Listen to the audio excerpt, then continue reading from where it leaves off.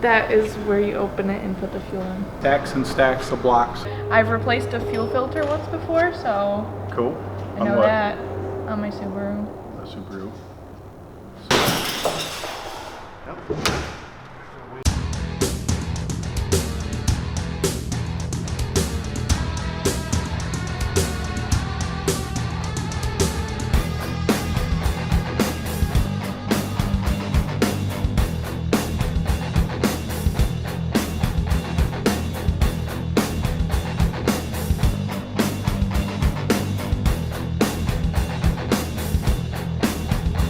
Ladies and gentlemen, you just witnessed history. How about that?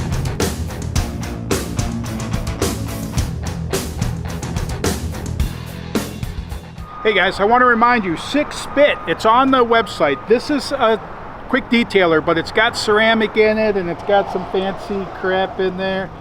I don't know, polycharger acrylic polymer. I don't know what the stuff is, but did a detail a couple weeks ago, just sprayed down, and it comes with a rag. And the best part about this rag, or I don't know what you call these, what are these called, B?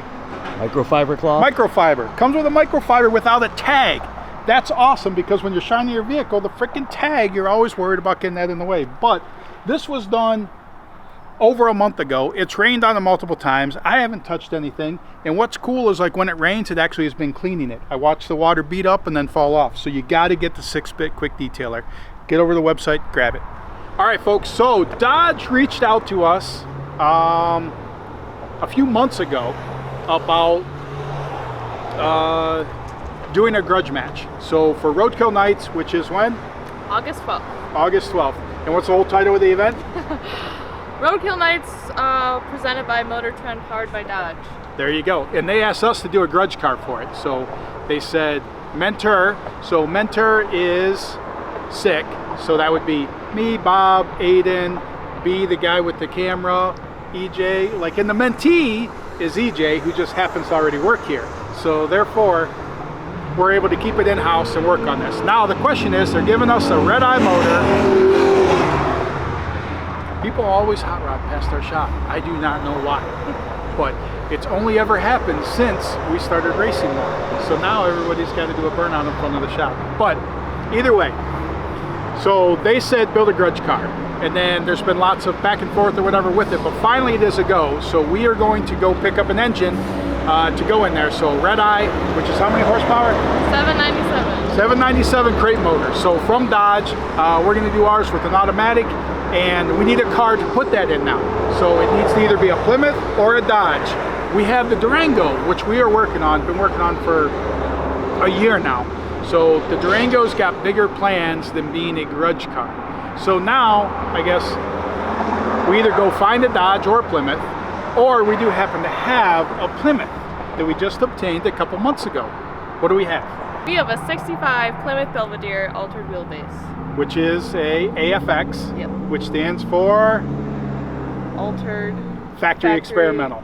So they call it a 1013 car. They move the front axle forward 10 inches, back axle forward 13 inches, because tracks and everything were not what they are today. So therefore, they needed weight transfer as quick as they could. So they figured if they move the axle forward, the back axle, front axle, it's going to help with the weight transfer, and basically put the weight over the tires to get the most traction. So it only really lasted for a year, because by 67 they were called funny cars. Car, yeah. There you go. Yeah, because so it was very quick progression from this to a funny car. So more people revving up, even the motorcycles, even the little Honda is out there like giving the gun. But every time. so very short-lived. 65, 64, 65, 66, I think really is the era of these cars. Super cool cars, but we did this one that has a Gen 2 Hemi in it. So I guess we're going to take out the Gen 2 Hemi, mechanical injection, super cool setup. But we are going to put in the Redeye in there, so automatic transmission, and then EJ's first passes with the car. Well, hopefully we get some first passes into practice beforehand, but either way, we got to get all this in there, make all that work, make it fit, and then get the car running. And we have, if Bob was here, he'd probably be down to 18 days, but roughly last Friday it was 20 days. So we're down to 18. But either way, so we're gonna use the AFX car. We're gonna make some changes to it. We got to get fuel system, so we got stuff coming from Aeromotive, from Holly, from Motion, obviously from Dodge. I don't know, and more people to come. So to be able to get this thing and get it ready and get it to run, to race on Woodward Avenue. So EJ will be making her first non-Subaru street passes in AFX at Roadkill on August 12th, which is the title of the event. Roadkill Nights, presented by Motor Trend, powered by Dodge.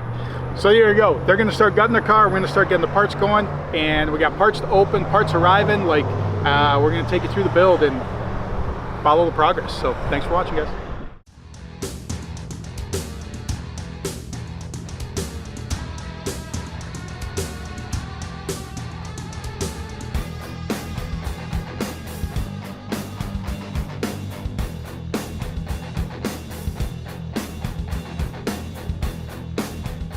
All right, so we are at Szott M59, and you guys are with Jeff Snyder, the general manager. It's all right. The guy that's in all the commercials. Anytime you see a commercial for this place, but they are one of the few power broker dealerships in Michigan. And can you describe what a power broker dealership is? Basically, just gives us access to all the really cool toys.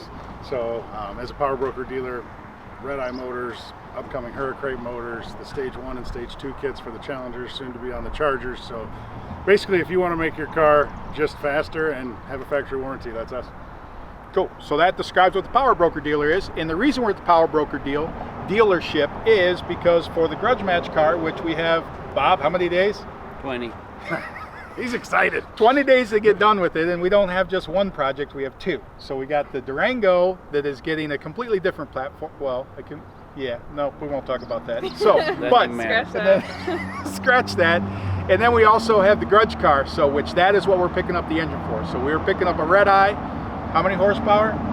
797. 797 as we pick it up here today. So we think that it'll have more horsepower by the time we actually get it into the car in how many days? 20. So Ada was working on fuel system yesterday. He's working on brakes today on the Grudge car, right? Something like that. How far did you get with it? Well, now we have to be here, so not very far.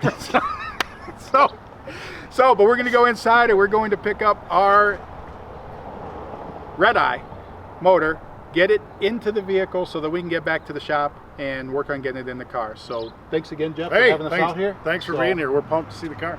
But thanks, guys. All right, folks. So we have started to get packaged in for both the Grudge race build as well as more stuff on the Durango. There was still some stuff that we had to sort out with that. So, but some of the first stuff that we got in is a bunch of stuff from Aeromotive. So we are going to open that stuff for you and talk about what we got. Let's go. Open the box. Now, Aeromotive, awesome. Aeromotive's been taking care of me for years with the other cars and everything. So it was pretty easy to assemble the fuel system that we're going to need for this. Now, cool thing about Aeromotive is that they do offer like complete drop-in fuel cells with the pump, with the fittings, all that stuff, so that we don't have to go to Mr. Miyagi and say, Mr. Miyagi, could you please make us a fuel cell? I don't like Mr. Miyagi.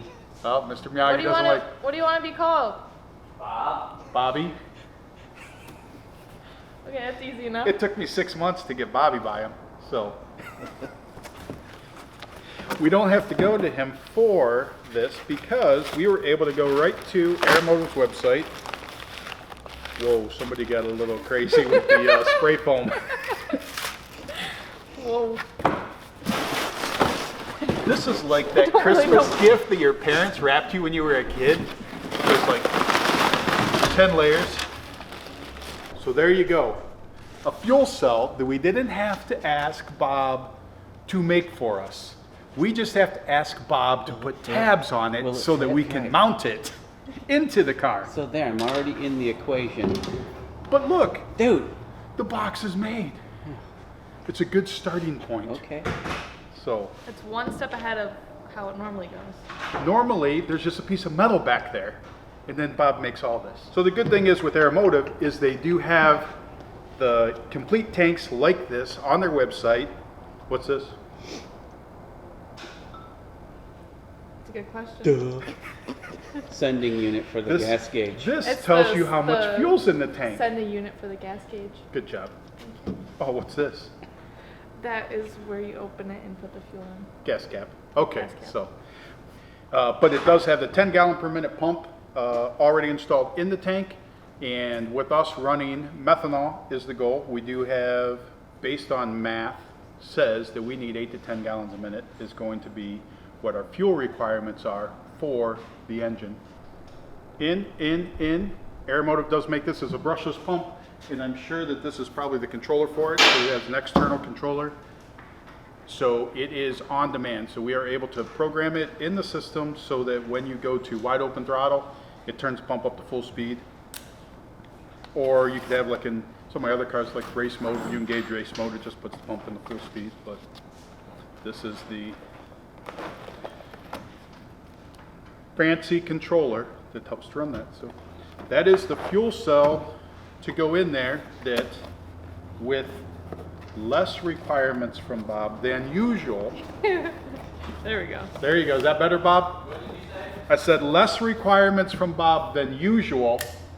We should be able to have it in the car, ready to go. What else we got? We got another box. This should be all the incidentals for it. So as far as regulator, fittings, no hose. So at least the spray foam guy did not get involved into this. So you do have your wiring kit. So they've got a standard wiring kit because there is a big draw, 10 gallon per minute pump. So it's like a 60 amp circuit that runs that. This is a wiring kit for it. I think there's a wiring kit for this, wiring kit for the Durango. Is that another wiring kit? Yeah. So, and then the adapter fittings. I know that basically comes out of the fuel cell where we'll go through a fuel filter. So our pre-filter before it goes into the injector rails. So it comes out of there, goes a regulator, splits off, goes both fuel rails, comes out. Then there's a return line back to the tank, already plumbed into the tank. Vent stuff's already in there, so lots of line will be needed, but all the adapters, fittings, all that good stuff to make all that work. So we will be using, these are all just the adapters, come out of the regulator, come out of there, come out of the filter. The lines and the fittings, the custom lines and stuff, Red Horse is actually doing that stuff for us. So they are providing all the lines and the fittings between all of this stuff to make all that stuff work. So do you know what any of this stuff You is? always do that to me. I know what the fuel cell is for sure. Cool. That's I've- what you put the fuel in. Right. Gathered that. I've replaced a fuel filter once before, so Cool. I On know what? that on my Subaru. A Subaru. So that's what we got from Aeromotive. So a lot of stuff to get us started. Oh, and these are the mounts. Aeromotive makes the mounts for their filters and stuff. So you can just attach this to the chassis. They make, like I said, they make everything pretty easy that you're able to do it in your backyard. Hey, once again, thanks Aeromotive for supporting this project and helping us out through all the years. And what are you gonna do here? Point. Links to their website and all this will be in the description box below. As well as EJ will put a detailed list of what we're using for our project, right? Yes. I There can you do go. that. See, so you can see, you could duplicate our stuff. Hey, thanks for watching. I'm banging. Fuel tank kind of needs to be in the car for it to work. So I'm putting it in the car so it works. So before there was no back fuel tank, there was just the front tank because it was strictly race car. Now we have 20 days to make this thing a street car. So Aeromotive sent us a fuel tank that we're shoving in the back. So luckily the trunk area is pretty big, and cut that bad boy out, cut that bad boy out, weld this bad boy in, put a couple flanges on that guy, and it'll sit on top of these two. And then we'll just bungee cord it in because me nor Bob are riding it, so whatever. Zip tie it in and it'll be good. Right, Bob? Yeah, this sounds good.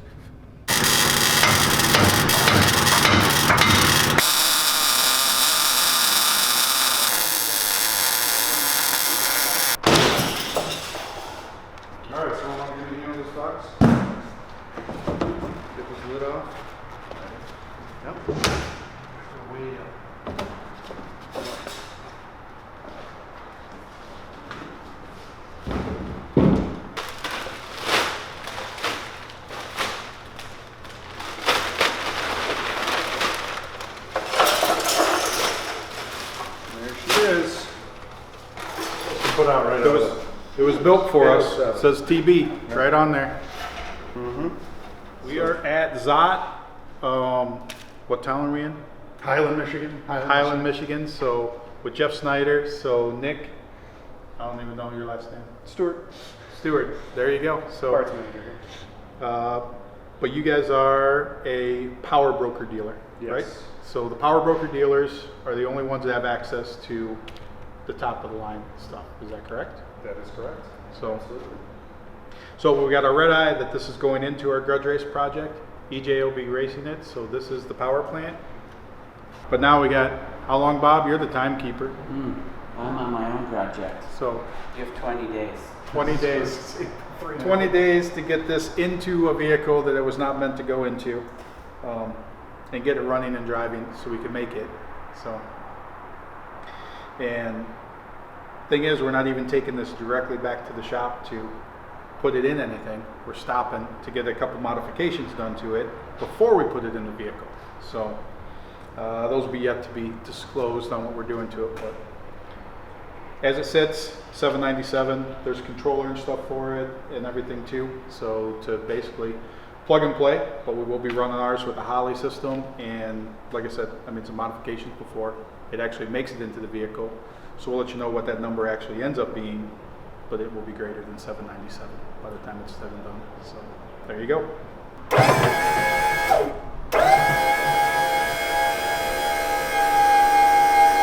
Good. All good? Yep. You? Thank you.